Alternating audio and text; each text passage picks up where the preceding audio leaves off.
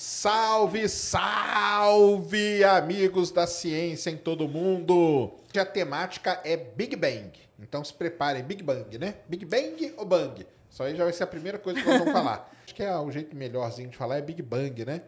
Que é a grande explosão aí que iniciou o universo. Será que, vamos ver, se não tiver essa pergunta, depois a gente responde.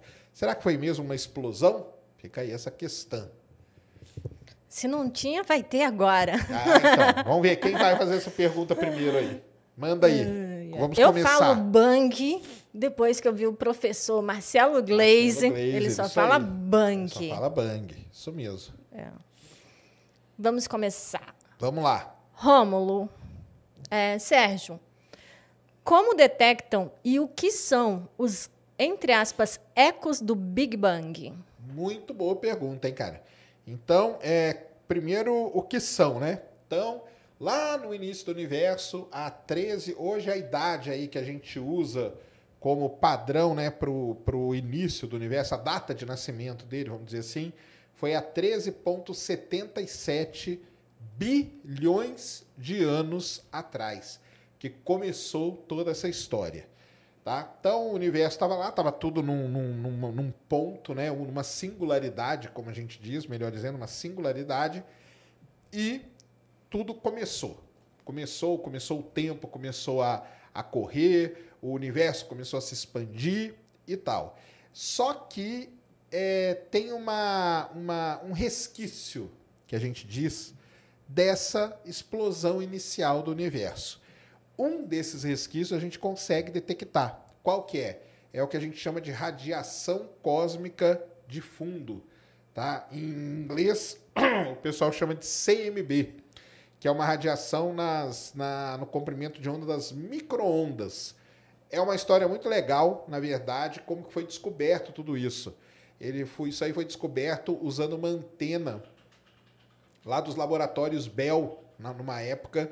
Existia um ruído muito bonitinho na antena lá que o pessoal estava, o Penzias, né, que estava trabalhando nessa antena, a Horn, que eles chamam, e depois de limpar tudo, tirar todos os ruídos, tal, continuou um ruído lá. E ele chegou à conclusão que aquilo lá só podia ser ruído de fundo. Aliás, tem até uma história muito engraçada, porque eles tiveram que limpar a antena, porque tinha muito cocô de pombo. E eles pensavam que era o cocô de pombo que estava dando aquele ruído. Então eles limparam o sinal, limparam a antena toda, e mesmo depois disso ficou esse ruidinho. E aí o pessoal lá reunido, eram físicos e tudo, chegaram à conclusão que aquilo que eles estavam vendo ali era um resquício do início do universo. E isso deu início, então, à construção de alguns satélites que foram enviados para estudar isso. O primeiro deles, famosíssimo, é o COBE. Então, para quem não lembra, isso aí foi na década de 90, ali, meados da década de 90. É uma imagem até meio histórica para o Brasil, porque foi quando os jornais no Brasil, eles eram tudo preto e branco. Quando eles começaram a ficar colorido, uma das primeiras imagens coloridas que foi postada no jornal físico, foi a imagem do COBE. Abre lá aquela figurinha lá que eu te mandei, Mulambo. Vamos ver. Que é aquela... Não. Aquela que é toda colorida lá. Não. Aquela que são 3, assim, ó. Essa aí. Então, exatamente, ó. Tá vendo? Em 1992. Isso aqui são as 3 imagens que a gente tem da radiação de fundo do universo. Então, o COBE foi mandado lá para o espaço. Em 1992, ele fez essa imagem. O WMAP, também da NASA, foi lançado em 2003 e fez essa. E esse último aqui é o Planck, que é da Agência Espacial Europeia, que é a melhor imagem que a gente tem até hoje da radiação cósmica de fundo. E o que são essas cores aí, afinal de contas? Isso aí nada mais é do que a variação de temperatura. Então tem uma variação de temperatura muito pequenininha, tá? Mas tem. E essa variação de temperatura aí, isso que a gente está vendo, é o que vem lá do início do universo. Então é assim que foi detectado. E essas imagens aqui, tem várias coisas muito interessantes. Por exemplo, nessa aqui, ó, que você tem essa anomalia aqui, ó, bem, tá vendo aqui que tá mais vermelho do que o resto? Dizem que existe um porquê que tem esse vermelhinho aqui, viu? Dizem que existe? Dizem que existe um porquê. Porque isso aqui é o quê? Falam, tem uma outra, daqui a pouco a gente fala dessas teorias, mas falam que aqui é onde tem um outro universo encostando no nosso. Olha só que demais, hein? Será? Então tem o pessoal que defende essa ideia aí. Mas então é isso, e é isso aí que a gente estuda, e é por isso aí que a gente sabe, mais ou menos, né, tem uma ideia de como que as coisas aconteceram. Lembrando que o Big Bang é uma das únicas teorias de início do universo que você tem muitas evidências para suportar. Não estamos dizendo aqui que foi assim que o universo começou, tá? Manda aí, Ned. Tava pensando, se tem esse universo encostando no nosso, desculpa, mas a sua teoria de que só existe a gente cai por terra. Não cai nada. Cai sim. Tem um outro da gente, então é o mesmo.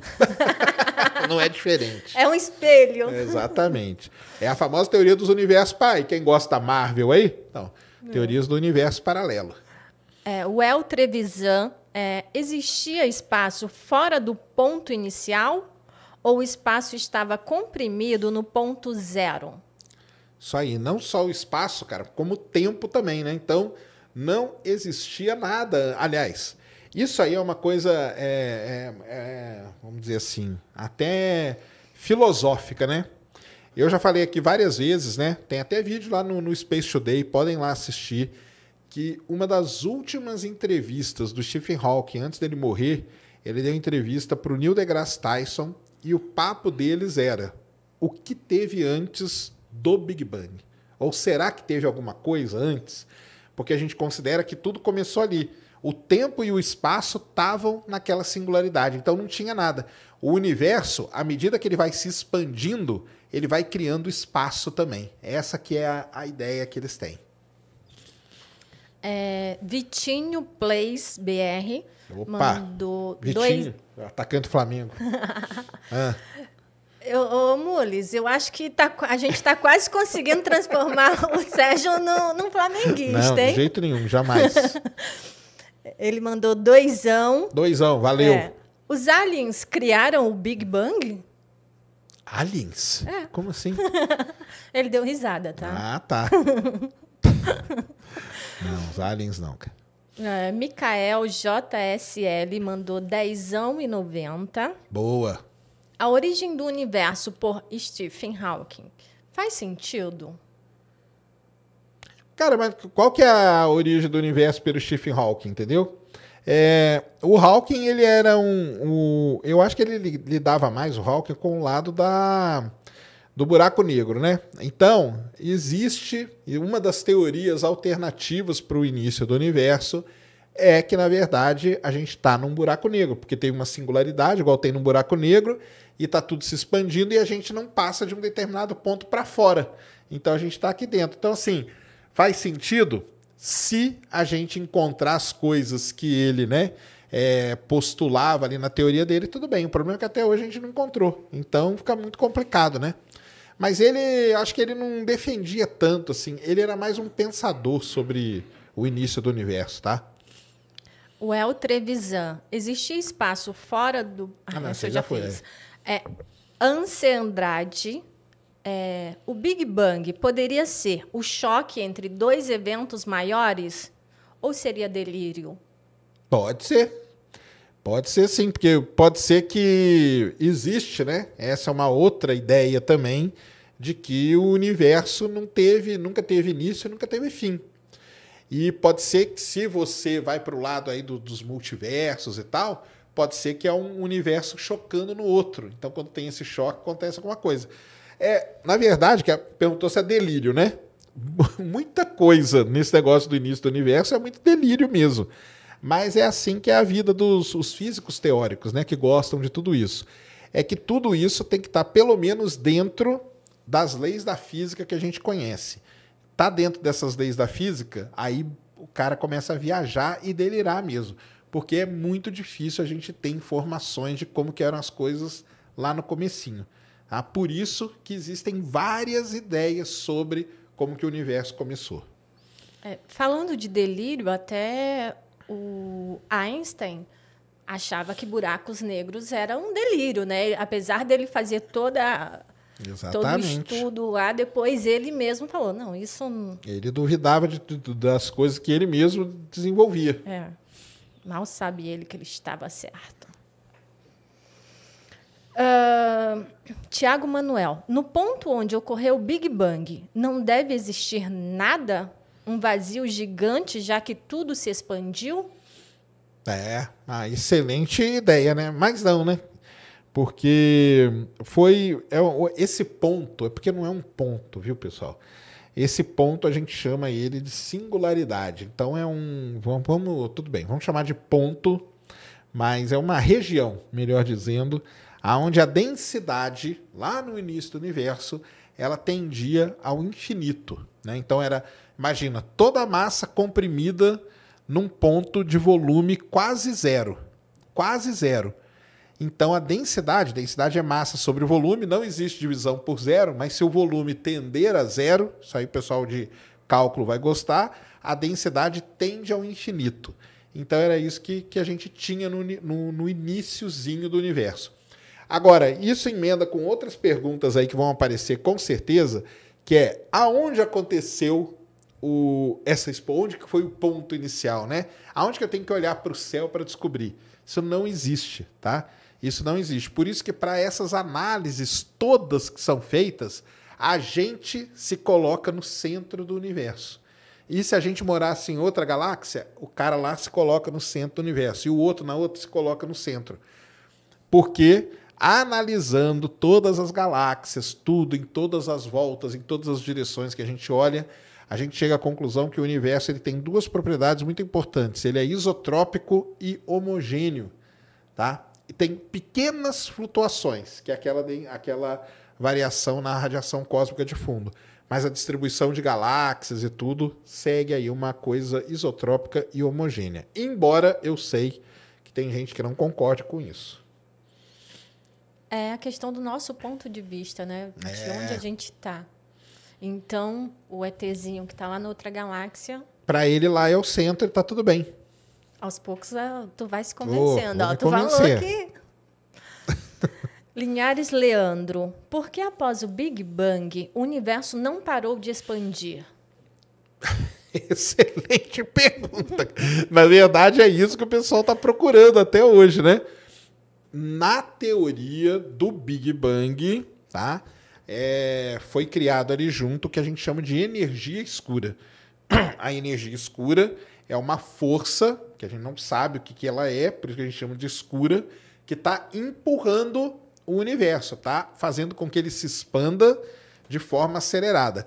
Mas existe, por exemplo, uma das teorias alternativas ao Big Bang, é a teoria do estado contínuo.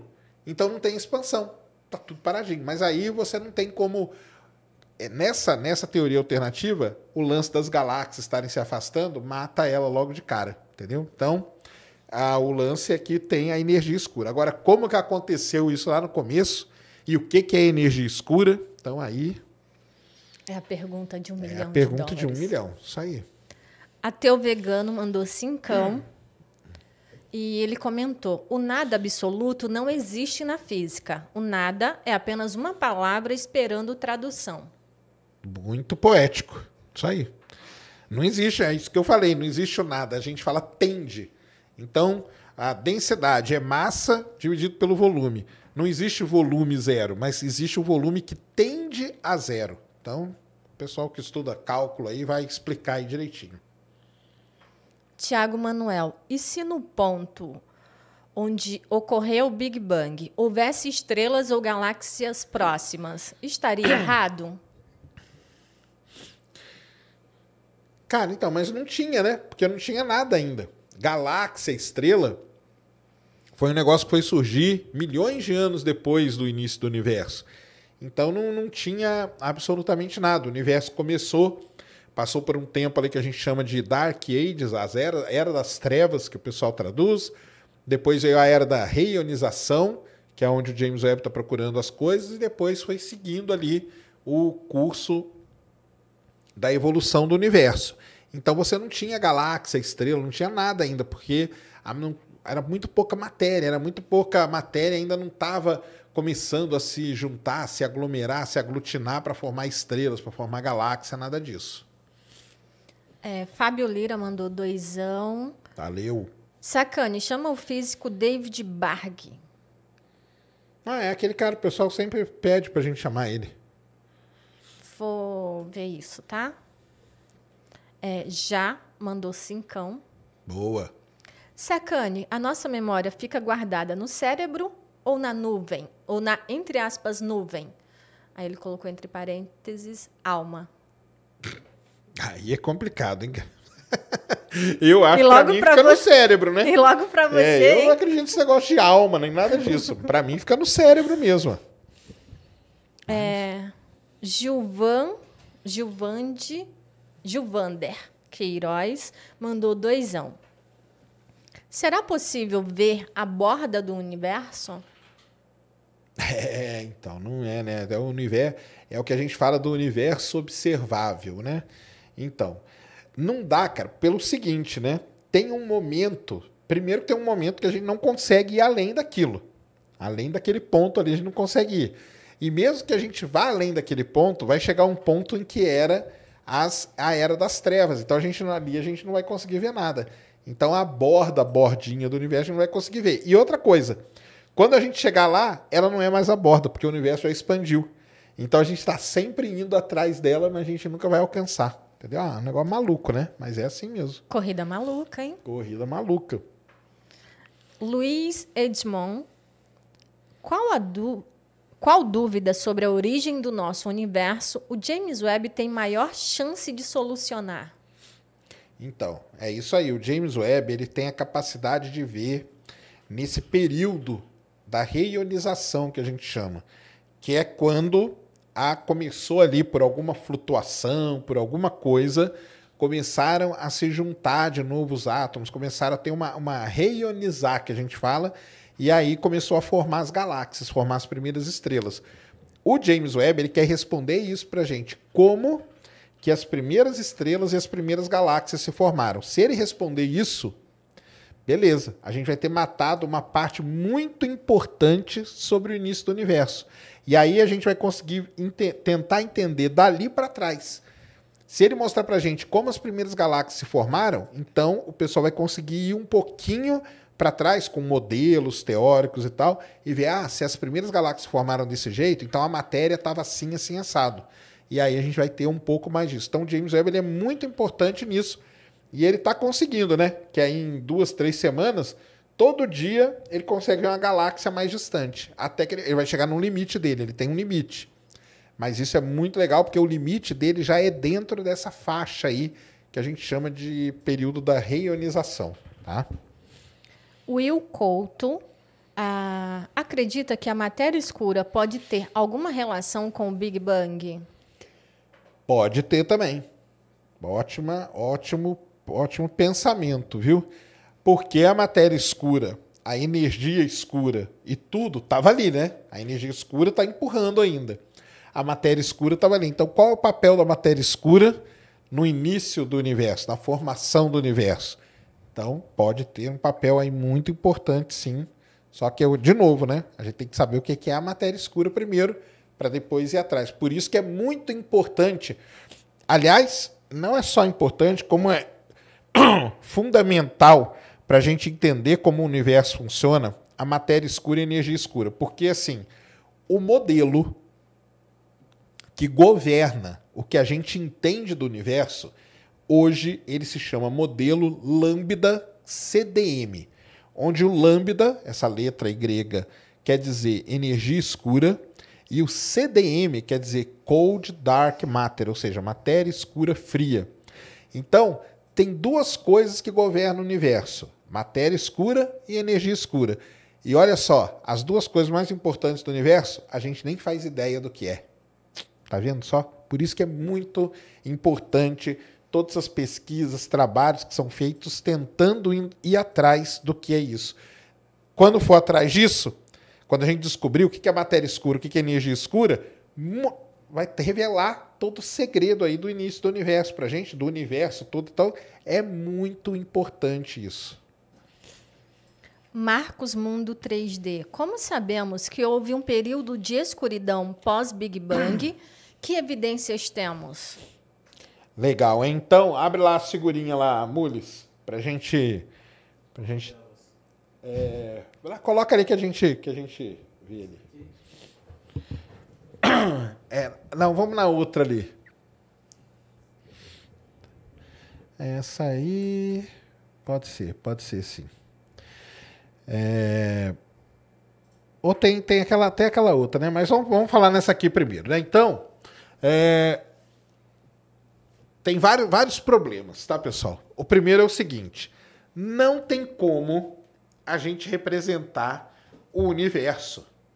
Porque o universo, como a gente conhece, ele tem 3 dimensões e aí tem uma 4ª dimensão que a gente fala que é o tempo, né? Que é o espaço-tempo. Então, assim, existe um problema seríssimo de representação, tá? Então, ponham isso na cabeça. A primeira coisa que tem que colocar é isso. A gente consegue fazer o máximo, é isso aqui, né? É um desenho, é uma representação de como seria o universo. Então, vocês vão ver essa figurinha aqui e variações infinitas desse tipo de figura que ela mostra como que o universo a história do universo. Lembrando que isso aqui está acontecendo tridimensionalmente para todo lado e ainda tem o tempo aí no meio. Beleza?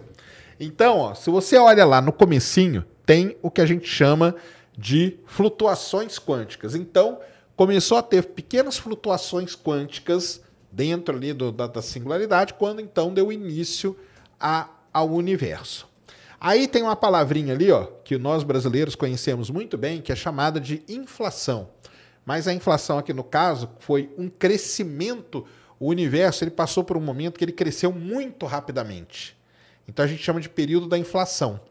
Será que existiu mesmo esse período da inflação? Não sabe. São os modelos, tá? São os modelos. Depois disso, você vai ver ali, ó, que tem o período das Dark Ages. Tá vendo ali em cima, setinha, ó? Dark Ages, ou seja, teve a Era das Trevas no universo. E aí, como que a gente sabe disso? Então, a gente pega, como que a gente faz? A gente pega aquele mapa lá que eu mostrei no começo para vocês, da radiação cósmica de fundo, e a gente volta como se a gente voltasse o filme. Tá? Então, a gente vai voltando o filme. Chega um determinado ponto que tudo aquilo ali vai se juntar numa posição. Só que aquilo lá não vai bater com a idade que a gente tem no universo. Então, tem que ter um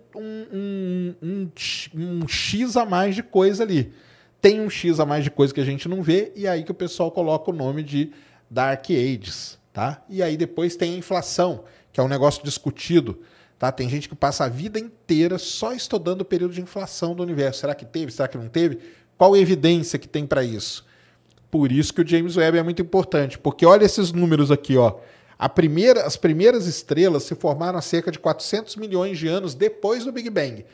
E o brilho lá, ó, tá vendo lá em cima? 375 milhões. E o James Webb já está observando coisa há 235 milhões depois do Big Bang. Então, entenderam? O James Webb ele está conseguindo ver coisa 235 milhões de anos depois do Big Bang. As primeiras estrelas podem ter se formado 400 milhões. Então, o James Webb tem tudo para ajudar a responder essa pergunta. Agora, qual que é a evidência que a gente tem? A gente não tem evidência. A gente tem modelos que são trabalhados para chegar nessas posições. E aí depois o universo saiu expandindo como a gente conhece ele. Então tá lá a energia escura ajudando na expansão acelerada. E aí veio, né, o desenvolvimento das estrelas, das galáxias, até chegar hoje. E essa história completa aqui, 13,77 bilhões de anos. Se teve inflação no início do universo, eu não sei, mas hoje o Brasil tem. Hoje tem muita, né?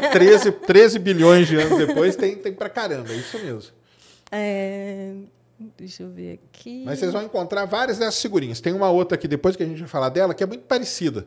Tá? Aí o pessoal vai, mas e para lá e para cá? De novo, existe uma dificuldade de representação com essas coisas. Tá? Então a gente tem que ter uma abstração um pouco para poder entender. Não é fácil, tá, pessoal? Não é fácil.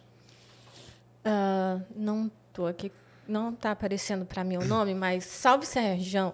Salve Sérgio. É possível acontecer um novo Big Bang quando o universo parar de expandir? Muito bem, cara. Aí você misturou várias coisas. Tudo bem, vamos falar disso também. A gente está falando muito do início do universo, mas existe também qual que é o destino do universo. Nessas teorias aí, primeiro, uma coisa que a gente esqueceu de falar. A ciência que lida com isso a gente chama de cosmologia, tá? Cosmologia é a área da astronomia que cuida de três coisas: do início do universo, da evolução do universo e do fim do universo. Só que os cosmologistas, eles não falam fim do universo, eles falam destino. The fate of the universe. Tá? Esse que é o que eles falam. Qual será o fim do universo? Então, o cara aí já falou pra gente o fim para ele. Qual que é? Vai parar de expandir. Quem disse que vai parar de expandir? E se não parar? E se ele pode resfriar? Ele pode voltar? Então ele tem várias... Do mesmo jeito que o início do universo existem teorias alternativas para o destino do universo, como que vai ser o nosso destino, a gente não tem ideia. Então existem lá o Big Crunch, o Big Rip, o Big Freeze, que são as várias ideias. O universo pode congelar, ele pode parar, ele pode encolher e por aí vai. Então, se ele vai... O que ele perguntou mesmo? Quando que você vai parar de expandir, né? Uhum. Vai parar de expandir, parou tudo. Parou. Chegamos num limite do universo. Será que é assim que vai acontecer? Então, essa é outro grande problema. Outra pergunta de $1 milhão. Sobre o Big Bang, os grandes questionamentos geralmente não tem... É muito complicado, fica muito no campo, né, fica no campo dessa aí, a viagem que o pessoal faz, modelos, é muito modelo, né? Então aí o cara muda, e se eu mudar esse pedacinho aqui, o que vai acontecer? Aí ele volta e aí vem reescrevendo tudo e vê que então é tudo baseado nisso, porque a gente tem essa limitação, né?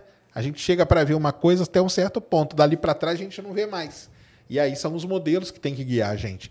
E outra, quem disse que o modelo que a gente usa, presta atenção nisso, quem disse que o modelo que a gente usa para representar o universo está certo? A gente não sabe. É o melhor que a gente tem no momento. Mas amanhã pode aparecer alguém aí com uma grande descoberta e falar, cara, é o que o pessoal escreve em vários artigos dessa área, sempre tem lá numa conclusão. E se nada disso acontecer, temos que reescrever a física. Basicamente é isso.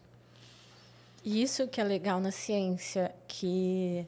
Eles não têm esse receio de estar errado. Se estiver errado, não tem nada contra ir atrás e procurar o certo. Exatamente. E é assim que se faz ciência. Não, e isso é importante que você falou, né? Porque assim, pessoal, presta atenção, hein? Ninguém está falando que o universo começou com um Big Bang, tá? Aliás, é um amigo nosso lá, o Marcelo, o Saturno, né? Ele sempre fala, mas quem disse que começou assim? Eu falo, ninguém disse, cara. Ele já usou o nome de Big Bang também, já usou, então, para zoar. Mas ninguém está falando que começou assim. Depois eu vou mostrar as outras teorias alternativas. Aliás, tem uma até do matemático da Unicamp, tá? Famosíssima até. O Big Bang é a que a gente tem o maior conjunto de evidências. Mas amanhã pode surgir uma outra coisa e acabar com tudo isso. Então... Tanto que quando a gente fala dele, né, do Big Bang, a gente fala que é a teoria mais aceita e não que ela essa. E pronto. Exatamente. Renato Armani mandou $4,99. Opa. Sacane, você é FOD? Você realmente não acredita em Deus? Sim, realmente não acredito. Não é muito complexo o início de tudo? Muito complexo. Estamos aqui falando, cara, é muito complexo. Repetindo, né? As duas principais coisas que tomam conta de tudo isso, a gente não sabe, né? E aí eu entendo o que ele está querendo dizer. É tão complexo que a gente pode abrir mão disso e ir para um outro lado, que é o lado de ter um criador. Bem, se a gente não consegue explicar isso, Por que não pode ter tido um criador? Pode sim, cara. Pode também, entendeu? Então... Manda um abraço para minha esposa Gabriela. Valeu, Atlanta. Salve aí para sua esposa Gabriela e um salve para Atlanta. FLV Palmiro mandou 10. Valeu. Sérgio, você disse que o pré-sal tem 26 bilhões de barris. O Brasil consome atualmente 1 bilhão de barris por ano. Isso não nos daria 26 anos de petróleo no Brasil? Quanto tempo temos? Pergunta de 1 milhão. Beleza. Não é Big Bang, mas nós vamos responder. Por quê, cara? Não é assim que se faz a conta, né? Essa conta que você está fazendo é se a gente parar e não descobrir mais nada. Beleza? Mas as coisas vão sendo descobertas. Desde que eu me entendo por gente, falam assim, a gente só tem mais 10 anos de petróleo, né? Todo mundo já ouviu isso aí. Não, é só mais 10 anos, é só mais 10 anos. Da onde que vem essa frase aí que o pessoal sempre falou? A conta que o pessoal faz é o seguinte, se a partir de hoje a gente não descobre mais nada e o consumo continua na maneira que ele está, aí tudo teria um fim. Mas não é assim. Todo ano são descobertos mais e mais reservas de petróleo, não só aqui, mas no mundo inteiro. Então, não é essa conta que você fez. Essa conta que você fez não descobre mais nada. E aí o consumo continua do mesmo jeito, aí sim a gente teria mais 30 anos só. Exatamente. Isso aí tá perfeito. Que é o que todo mundo fala. Mas não é assim que acontece. Marcílio Coelho. James Webb chegando ao Big Bang é o fim do jogo? Seria, né? Lembrando que ele não consegue chegar no Big Bang, viu, pessoal? O James Webb, dizem aí as más línguas que o limite dele é chegar a 200 milhões de anos depois do Big Bang. Nesse primeiro mês aqui, o pessoal já chegou a 235. Então, vamos dizer assim, né? Faltam 35 milhões ali de anos, que esse seria o limite do James Webb. Mais para perto ele não consegue. Por que ele não consegue? Porque tem uma limitação. Ele tem um tamanho, ele tem um tipo de comprimento de onda que ele observa, então ele não consegue ir mais. Então ele não vai chegar no Big Bang. Mesmo porque para chegar no Big Bang tem que passar pelo quê? Pela Era das Trevas. E a gente não vai conseguir ver nada ali. Então, existe um limite para esses instrumentos. O limite do Hubble foi ali na casa de 400 milhões depois do Big Bang. O James Webb vai um pouquinho mais, vai 200 milhões mais para perto, mas ainda não vai chegar. Agora, o dia que, se alguém chegar, se algum instrumento chegar, aí é o fim do jogo não, né? Começo, né? É o começo. Vinícius JC mandou 5. Valeu. Sérgio, te perguntar, o que acontece quando um foguete explode? Como assim? Não, ele gastou 5. Eu acho que faltou o resto da sua pergunta. O que acontece com o quê, cara? O que acontece com a carga, o que acontece com o foguete? O foguete explode, acabou, né? Ele gastou 5 para isso. Então, explode. O foguete explodiu, acabou. Tá? Acabou o foguete. Agora, o que acontece com o foguete, prejuízo da empresa dona do foguete? Então, o Falcon 9 está lá, levou... vamos pegar o exemplo de ontem, né? O Falcon 9 lançou a missão para a Lua lá da Coreia, beleza? Se o Falcon 9 explode com a missão ainda, vamos supor que ele explode e a missão está nele, problema do Elon Musk, entendeu? Problema dele. Ele vai ter que se virar. Normalmente, essas cargas, né, tem seguro e tudo e tal. Então, tem tudo uma coisa dessa. Agora, vamos supor que o Falcon 9 liberou a carga. Liberou a carga é dinheiro no bolso do Elon Musk. E se o foguete explodir? Prejuízo único e exclusivamente dele.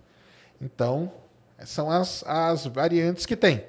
Por exemplo, ele pode explodir na plataforma. E aí vai ser um prejuízo maior ainda. Porque além de perder a carga, além de perder o foguete, pode danificar a plataforma. Então é isso. Agora, uma outra coisa que você podia ter completado na sua pergunta, que eu acho que faltou você completar, se um foguete explode, é um atraso muito grande em muitas coisas, tá? Porque você vai ter que parar tudo. Se o Falcon 9 explode hoje, vai ter que parar tudo por um tempo para analisar, investigar o que aconteceu e tal. Aí vamos supor que você tem um satélite para mandar no Falcon 9. Você vai ter que esperar a investigação, você não vai mandar logo em seguida. Então isso para. Quando a Columbia explodiu, a Challenger explodiu, isso foram anos parados, né? 2, 3 anos. Então é um atraso muito grande. Vamos. Distância? 155 milhões de quilômetros. Tem lua? 2, Phobos e Deimos. Tem atmosfera? Sim, fina. Tem vida? Não. Terra formar Marte ou Marte formar a Terra? Marte formar a Terra. Salve, salve, amigos da astronomia em todo... Que da astronomia, cara? Da ciência em todo mundo. Da astronomia também, né? Porque hoje é um programa astronômico. Muito bem-vindos a mais um Ciência Sem Fim aqui ao vivo e ao vivo. E vocês já viram aí pelo começo, né? Do que nós vamos falar. Será que vocês sabem do que nós vamos falar? Sobre Marte, o deus da guerra. Muito bem, então. Então nós já começamos aí com algumas características principais de Marte. E vamos para as... Tem muita pergunta, viu, galera? Mas vai ser legal, sim. E mande mais. Vamos lá. E lembrando que o pessoal que mandar pela plataforma, a gente vai mostrar na TV. E tem uma coisa também na plataforma, é que você tem a opção de mandar vídeos e áudios, tá? É isso aí. Pode mandar vídeo e áudio. Seu áudio aparece aqui por 100 Sparks, que é equivalente a R$10. Show? E quando a gente fala da plataforma, uma coisa importante também é que a gente sabe, né, que o Superchat fica uma porcentagem pro YouTube. E na plataforma, não. Vocês estão contribuindo, ajudando o canal. A ciência no Brasil. Tá? Isso aí. O que você acha mais fascinante em Marte? Nossa, essa é uma pergunta bem difícil, né? Porque Marte, tudo em Marte é fascinante. Quem já viu Marte num bom telescópio, assim, sabe como que Marte é um planeta muito mais legal. O que eu acho fascinante, eu, particularmente, por conta da minha profissão, que é... Na universidade, a gente brinca o seguinte, que eu sou um geoquequê. Sabe o que é geoquequê? Geo qualquer coisa. Porque eu sou geólogo, geofísico e tal, mas eu, pela minha formação, o que mais me fascina em Marte é a riqueza geológica do planeta. Então, você ter vulcões, você ter cânions, você ter planícies, crateras. Isso aí, para quem é geólogo, cara, é um dos sonhos do geólogo é ir para Marte, porque os outros planetas, Mercúrio, tudo bem, tem alguma coisa ali parecida com a Lua, só que Mercúrio a gente sabe que a gente nunca vai. Vênus parece que é interessante, mas Vênus não dá para descer lá. Então sobra Marte. Então o que me fascina é isso. E você? O que você acha mais fascinante, Ned? Eu também concordo. A geologia, toda essa parte, e principalmente com os rovers lá que trazem mais informações, porque acreditava-se, tipo, Marte, um planeta morto. E a gente saber dos, entre aspas, martimotos, é algo muito incrível. Isso aí, legal demais. Quais as pesquisas relacionadas a Marte e como faço para colaborar? Muito bom, cara. Sim, tem várias maneiras, né? Quem esteve aqui e explicou um pouco para a gente sobre isso, depois você volta aí no Ciência Sem Fim, tem um episódio com o Nelson Falsarella, que é um astrônomo amador, tá? Astrônomo amador do Brasil. E um tipo de pesquisa que os amadores, tá? Eu vou falar que os amadores fazem, que tipo qualquer uma pessoa pode ajudar. É o seguinte, você começa a observar o planeta Marte e em Marte você vê umas características dele. A gente chama isso na astronomia de albedo, características de albedo. O que quer dizer albedo? Albedo quer dizer que tem regiões mais brilhantes, tem regiões mais escuras. E isso você pode desenhar, hoje você fotografa com uma câmerazinha de, sei lá, R$300 que você põe no telescópio, você faz uma imagem muito boa de Marte. E essas imagens você pode mandá-las para a NASA. Sabia disso? Por quê? Porque quando a NASA vai pousar alguma coisa em Marte, ela pega... O que é melhor para ela? Ela ter um telescópio lá gastando uma grana olhando para Marte, ou ter milhões de pessoas no mundo que olham para Marte e podem contribuir. Então a NASA usa essas imagens. E com essas imagens, ela vê como que está o clima marciano para na hora de ter um pouso de uma nave, a nave pousar legal. O Falsarella, que teve aqui, ele contou isso para a gente, que a NASA já usou as imagens dele. Na verdade, quando pousou, acho que foi o Curioso que ele estava falando, a imagem que foi usada foi a dele, porque ele é que tinha a melhor situação para observar. Então você pode fazer isso, tem muita coisa para fazer. naquela plataforma que eu mostrei aquele dia, o Zoo Universe. Você pode entrar lá, tem um negócio agora de nuvens marcianas, porque esses rovers, igual a Ned falou, eles têm umas câmeras muito boas que começaram a fotografar nuvens. E a gente quer entender essas nuvens. Então você pode entrar lá e brincar com esse negócio também. Tem banco de dados gigantescos de Marte, então tem uns caras que a gente segue no Twitter aí que fazem um trabalho sensacional. Eles pegam uma imagem, tá? Uma imagem 2D, só que junto com as imagens a gente tem um negócio que chama Modelo Digital de Terreno, DTM. E com esse DTM você joga num software específico, quando você junta as duas coisas você cria um 3D. Então tem gente que faz essas visualizações 3D aí que são legais pra caramba. Você tem muita coisa para fazer e tem muito dado de Marte que é aberto, tá? Depois eu vou... lembrei disso aí, Mulambo, depois a gente coloca. Colocar um site aqui para vocês que é sensacional com um monte de dado aberto de Marte. Pode fazer programinha, você que quer entrar na área de programação, ó, uma outra dica. Lembra que eu falei de exoplaneta já, de galáxia? Marte e Lua. Você pode fazer um código para contar cratera. É isso mesmo, contar cratera, que é um negócio muito legal. Aliás, tem 2 alunos meus que fizeram um programinha de contagem de cratera sensacional. Tem muita coisa. Tu vai dar o site para o pessoal continuar perdendo a vida, né? Esse perde mesmo. Esse perde, viu? Os outros não, né? Esse é que você vai perder. Pacas mandou R$10,90. Valeu. Viagem para Marte paga pelo Elon Musk. Ned, Serjão e Mulambo?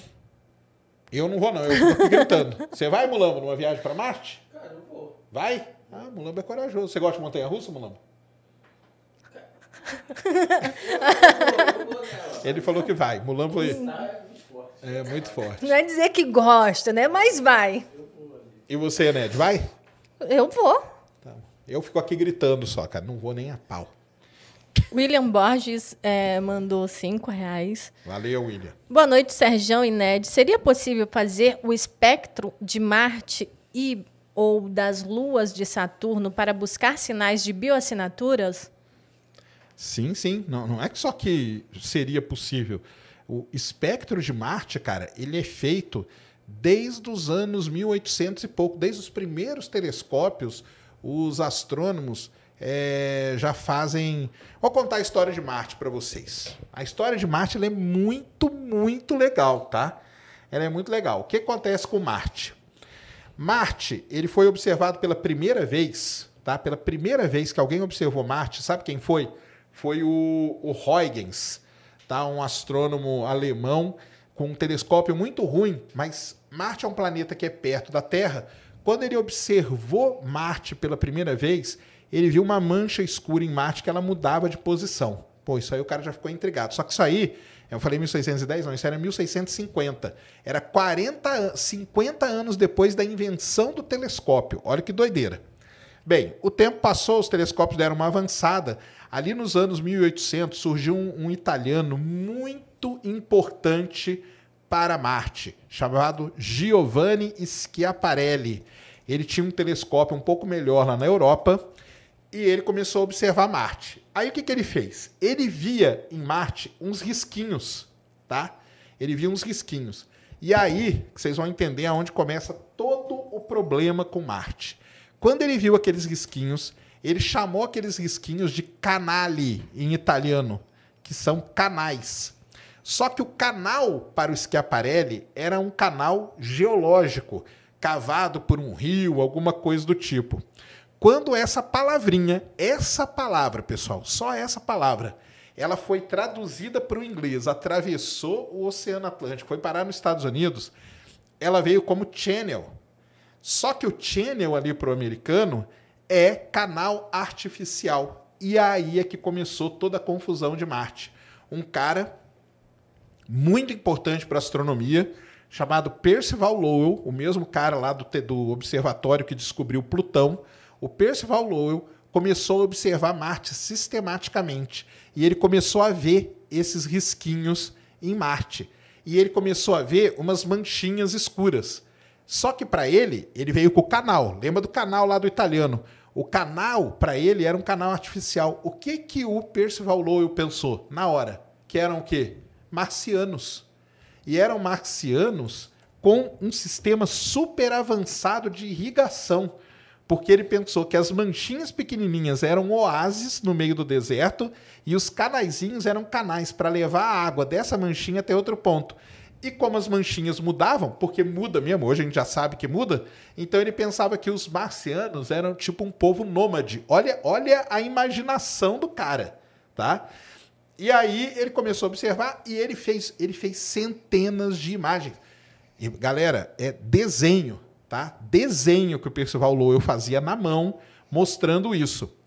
E aí, pronto, cara, acabou. A partir daí, todo mundo começou a pensar que Marte tinha vida, que tinha os marcianos, que Marte tinha floresta, que Marte tinha água, que Marte tinha oásis, tudo isso. Isso aí é a história de Marte. E aí, o que aconteceu? A cultura pop, né, abraçou isso. E aí veio o Orson Welles e o H.G. Wells com A Guerra nos Mundos, né? Um escreveu o livro e o outro fez a novela, o podcast, podemos dizer assim, lá para a cidade de Nova York, narrando o livro A Guerra dos Mundos, só que ele narrou de uma forma tão convincente que o pessoal em Nova York pensou que estava realmente tendo um ataque de marcianos, saiu todo mundo correndo, deu um desespero na cidade. Isso que eu estou contando para vocês é início dos anos 1900. Até o ano de 1965, quando a primeira sonda passou por Marte, todo mundo pensava que Marte tinha floresta, água, rio e tudo mais.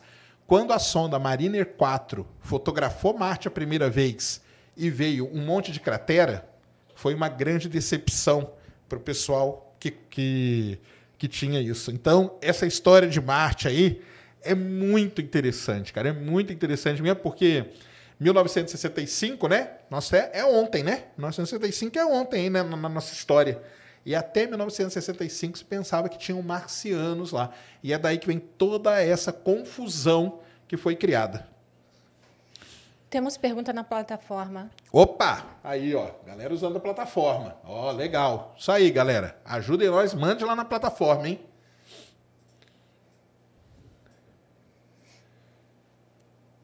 Iron Bruno.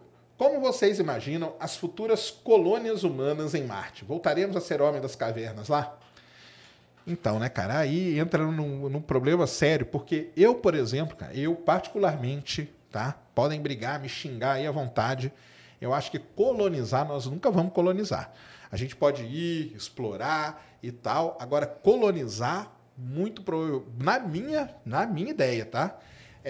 Agora, você, Iron Bruno, falou uma coisa muito certa. A melhor maneira da gente morar em Marte é no que a gente chama de tubos de lava, tá? Os tubos de lava são buracos, realmente buracos mesmo. Em inglês a gente chama de pits, formado por lava. Então, o que acontece? Cumbre Vieja, o vulcão aí do ano passado, lá nas Ilhas Canárias, é muito legal porque a gente está vendo a formação de um tubo de lava ao vivo. Ele entrou em erupção, a lava, como que o vulcão entra em erupção, né? A lava vem por dentro da Terra e sobe pelo vulcão. Marte foi do mesmo jeito. Quando o vulcão se extingue, ou seja, não vai ter mais erupção, aquela lava ali, ela é facilmente erodida. Então, ela cai toda, ela desmorona. Quando essa lava desmorona, o que fica é o quê? É o que a gente chama de tubo de lava. Então, Marte tem vários tubos de lava. Coloca ali pra gente, Mulamba, aquele Wikipedia que eu te mandei. Que eu te mandei um sobre os tubos de lava ali, ó. Não, do lado. Martian. Isso. Então tá aqui. Aqui ele tá explicando como que formam, né, os tubos de lava, que são feições vulcânicas e tal. Desce aqui que eu acho que tem umas imagens muito legais. Porque aqui, então, ó, como que fica, ó, tá vendo? Então fica assim, ó. A lava, ela cai aqui, né? E aí fica o buraco aqui. Então, essa fotinho aqui, ó, depois se você puder aumentar essa, ó, isso aqui é um tubo de lava em Marte. Tá? Então, isso aqui é uma foto de uma sonda da NASA. Não é uma cratera. Você está vendo ali, ó, aquela entrada? Ali é um tubo de lava. É a entrada do tubo de lava onde a gente poderia morar. Volta lá para a gente ver umas... Desce aí. Aqui é formando. Pode descer, que eu acho que tem aqui na Terra no final. Ah, não tem. É porque na Terra tem tubos de lava também. Tá? Lá no Havaí, por exemplo, tem muito tubo de lava. E tubo de lava, vejam a série Mars. Eu não sei onde que ela tá. Eu acho que ela saiu da Netflix, né? Mas lá, no final da primeira temporada, uma geóloga fala assim, galera, porque tava... Pode dar spoiler, né? Tava morrendo uns pesquisadores, eles não sabiam o que que era um nível muito alto de radiação, e uma mulher lá falou assim, haha, eu sei o que que a gente tem que fazer, temos que achar um tubo de lava e morar lá dentro. Aí eles vão, procuram, acham e entram lá dentro, é legal pra caramba. Então, vamos lá, Ned, começar aí a nossa jornada para a Lua. Exatamente. Nosso satélite natural. Isso. Minha amada Lua. É isso mesmo, a Ned gosta muito da Lua, e a Lua, né, não tem como não gostar também, né? A Lua aí, o objeto mais... A Lua tem muita história com a própria humanidade, ó. Primeira coisa pra vocês saberem, o primeiro registro de qualquer ser humano que escreveu alguma coisa, mais ou menos assim, ou que marcou alguma coisa, e isso aí foi num osso de macaco, tá? Com uma datação aí aproximadamente de 30 mil anos atrás, aonde está marcado ali as fases da Lua. Então a Lua ela é muito importante. Aí você vai perguntar assim para mim, por que não usavam o Sol? Porque o Sol não muda, né? Então o Sol todo dia estava ali brilhando, a Lua ela muda por causa das fases dela. Então as fases da Lua, uma vez por semana, a cada 7 dias muda de fase, a cada 28 dias, né? Vai se repetindo o ciclo e tudo. Então a Lua sempre foi muito importante para tudo isso. Não é isso, Ned? Exatamente. E já fomos na Lua e Já. vamos voltar. Já pisamos na Lua, não pisamos uma vez só, tá? Pisamos várias vezes, tá? 12 seres humanos aí foram os privilegiados até agora de terem pisado na Lua e vamos voltar.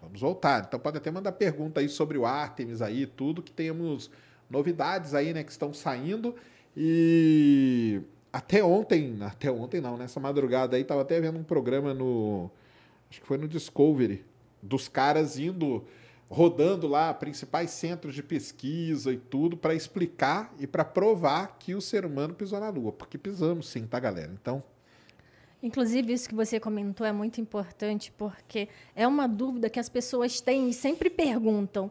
Por que que a gente só foi na Lua uma vez? E não foi só uma vez. exatamente, fomos algumas vezes, né? Apolo 11, 12, aí a 13 não deu certo, 14, 15, 16 e 17. Aí paramos ali na 17. A Apolo 18 tem um filme maravilhoso. A, você pode a assistir. 18 teve umas rochas lá que atrapalharam a missão. A 18 você pode ver o filme, que é maravilhoso, e ir até a 20, tá? Isso é uma coisa interessante, que eu acho que pouca gente sabe. A Apolo, o programa Apolo, originalmente, ele ia até o 20. Parou no 17, por quê? Porque depois do acidente da Apolo 13, eles resolveram cancelar o programa e aí voaram só o que estava feito. Tá? As naves e todas que estavam feitas, voou até 17. E aqui em São Paulo, quem teve a oportunidade de ir lá no Space Adventure, pôde ver a perna, né, da Apolo 20, que não chegou a voar, mas ela existiu porque ela estava pronta ali, mas não tinha o resto da nave.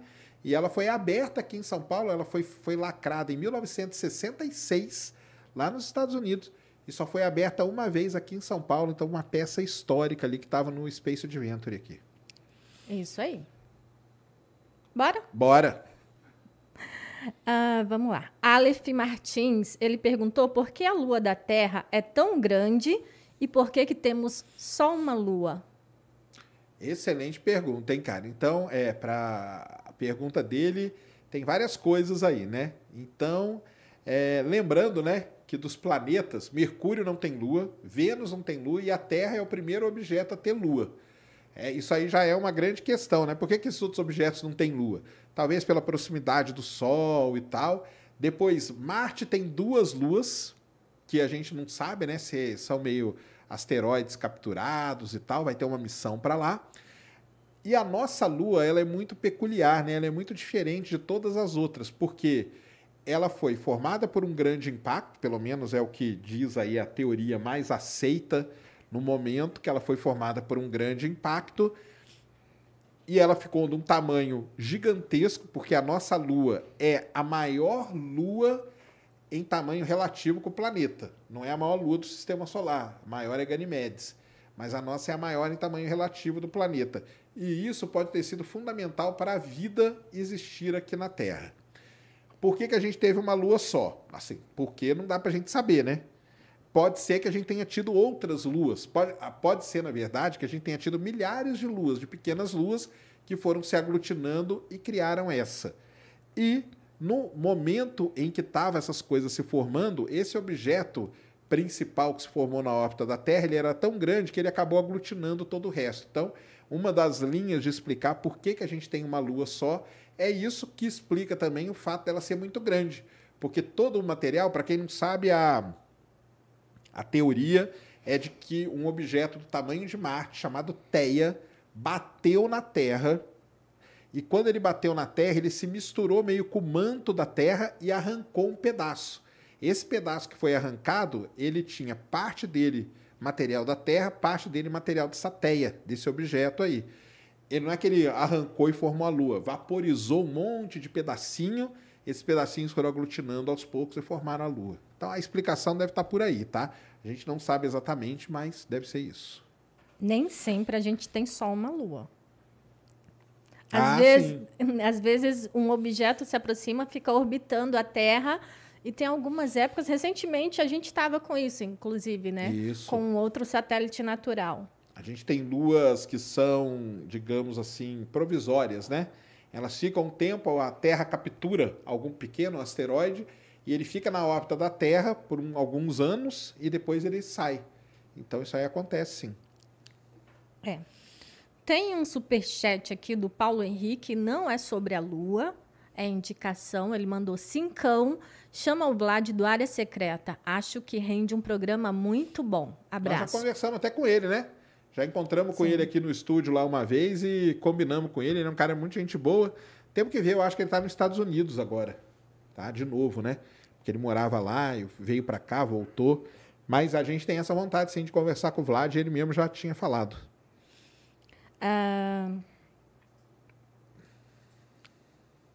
JP Plaua B. JP. É, o JP. Se houvesse outra Lua do mesmo tamanho, mas exatamente do outro lado, quais seriam os impactos aqui? Terríveis, né, cara? Seriam terríveis, porque a Lua ela tem um impacto muito grande na Terra, um impacto bom até, viu? Porque ela controla as marés, né? E lembrando que maré não é só na água, tá? Tem maré na parte sólida também. O negócio é que na água é mais fácil da gente perceber a maré. Mas hoje, com esses GPS aí de altíssima precisão, o pessoal consegue calcular a maré no sólido também, na parte sólida da Terra. Cara, se tivesse uma outra Lua grande igual a Lua, do outro lado, vamos supor que elas ficassem sempre orbitando uma oposta à outra, seria uma bagunça a Terra, né? Porque seria uma briga gigantesca ali de maré para um lado, puxando para o outro. E seria uma luta da gravidade, né? É, seria um negócio muito complicado. Aliás, se brincar, quem mexe aí no Universe Sandbox, que é um joguinho que você dá para simular, se brincar, dá para você colocar isso lá e ver o que aconteceria. Muito provavelmente, nós não estaríamos aqui. O Renan, ele mandou 10. Serjão e Ned, boa noite, vocês são fera. Serjão, você assistiu Moonfall, a ameaça lunar? Se sim, aquela teoria maluca do filme sobre a Lua existe? Ou é pira do diretor? Abraço e sucesso a vocês. Excelente pergunta, viu, cara? É o seguinte, tudo na vida tem contexto, né? Então, aquele diretor lá é o Emmerich, tá? Para quem não sabe quem é o Emmerich, ele é o mesmo cara que dirigiu, olha só, Independence Day, O Dia Depois do Amanhã, 2012... Só filmão, hein? Godzilla, tudo foi o Emmerich. De destruição. É só filmão. Mas tudo só filme de destruição, de catástrofe. Mas agora que tem um ponto aqui muito curioso. 2012, o filme que o Emmerich dirigiu, é um filme baseado em uma teoria de conspiração, que era o fim do mundo que ia acontecer lá no calendário maia. Godzilla, para quem não sabe, cara, Godzilla é baseado numa das teorias de conspiração mais famosas do mundo. Aliás, muito mais famosa que Terra plana, que é da Terra Oca, The Hollow Earth, de que a Terra ela é oca e ali dentro vivem seres e tudo mais que defendem a Terra. Por isso que o Godzilla ele sai para defender quando tem alguma coisa e tal. Quem já viu Godzilla tá ligado no que eu tô falando. Então, Godzilla, baseado em teoria da conspiração. 2012, baseado em teoria da conspiração. Independence Day, nem preciso falar, né? nos ETs visitando a Terra. E o Moonfall é baseado numa teoria conspiratória muito maneira também, que existe, tá? Que é que a Lua, no lado oculto da Lua, no lado que a gente não vê, lá teriam seres alienígenas esperando o momento certo de jogar a Lua na Terra para acabar com a vida aqui na Terra e tal e tudo mais. Só que, não vou dar spoiler do Moonfall, né? Porque ele dá uma mudada nessa teoria um pouco, é o que ele faz normalmente também, ele muda um pouquinho as teorias. O próprio 2012, ele fala muito pouco do calendário maia, você pensa que ele vai falar pra caramba, mas ele nem fala tanto assim. E no Moonfall também ele muda um pouco essa teoria, só que ele muda para um negócio muito mais legal, entendeu? Eu achei muito mais legal. A galera da minha casa, que deve estar assistindo aqui agora, deve estar querendo me matar, porque eu levei eles no cinema e eles acharam o filme horrível, entendeu? E assim, o filme não é muito bom mesmo. Mas é porque se você for assistir com esse contexto conspiratório e desse cara, do diretor, aí você sabe o que você vai esperar. Mas assistam, tá?